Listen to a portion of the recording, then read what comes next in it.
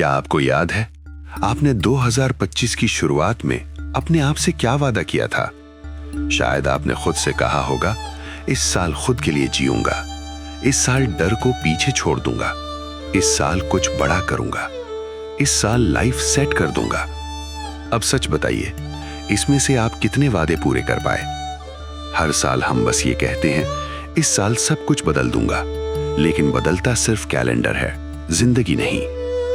एक साल सुनने में तो छोटा लगता है, 365 दिन, लेकिन यही 365 दिन किसी की जिंदगी बदल देते हैं और किसी का कुछ नहीं बदल पाते सिवाय तारीख के।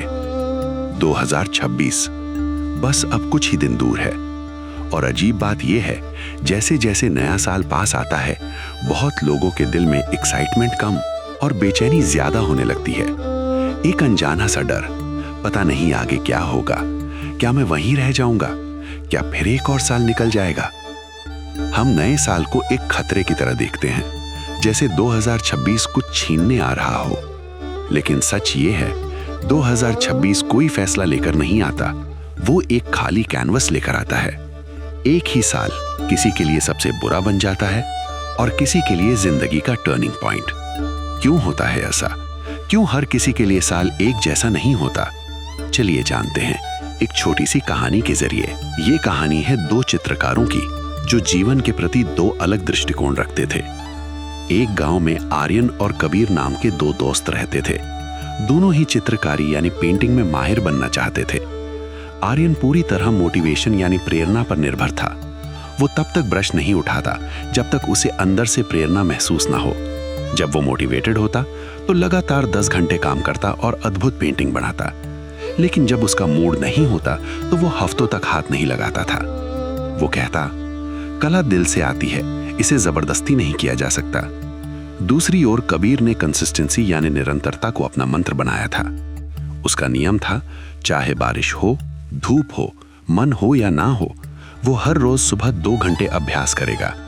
कभी उसकी पेंटिंग बहुत अच्छी बनती तो कभी बहुत साधारण, लेकिन वो रुकता नहीं था।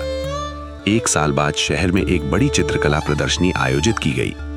आर्यन ने पिछले 1 महीने से कुछ नहीं बनाया था क्योंकि वो सही प्रेरणा का इंतजार कर रहा था। आखिर वक्त पर उसने जोश में आकर एक पेंटिंग शुरू तो की, लेकिन दबाव में वो उसे पूरा नहीं कर पाया। उसका हाथ जम गया था और अभ्यास की कमी साफ दिख रही थी। कबीर ने पिछले 365 दिनों में सैकड़ों स्केच और पेंटिंग्स बनाई थी। भले ही वो हर दिन मोटिवेटेड नहीं था, लेकिन रोज अभ्यास करने से उसके हाथों में गजब की सफाई और बारीकी आ गई थी। उसने अपनी सबसे बेहतरीन कृतियों को प्रदर्शनी में रखा।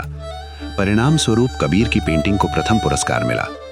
आर्यन ने दुखी होकर पूछा, तुमने इतनी बारीकी कैसे सीखी? क्या तुम हमेशा मोटिवेटेड रहते हो? तो कबीर ने मुस्कुराकर कहा, नहीं दोस्त, सच तो यह है कि बहुत से दिन मेरा मन काम करने का नहीं था, लेकिन मोटिवेशन आपको काम शुरू करने में मदद करता है, जबकि कंसिस्टेंसी उसे पूरा करने का हुनर सिखाती है।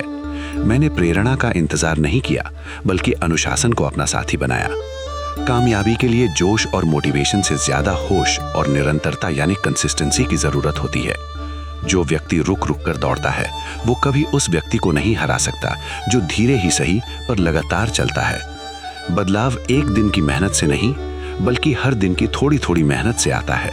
अगर आप रोज सिर्फ 1% भी खुद को बेहतर बनाते हैं, तो साल के अंत तक आप 365 गुना बेहतर इंसान बन चुके होंगे।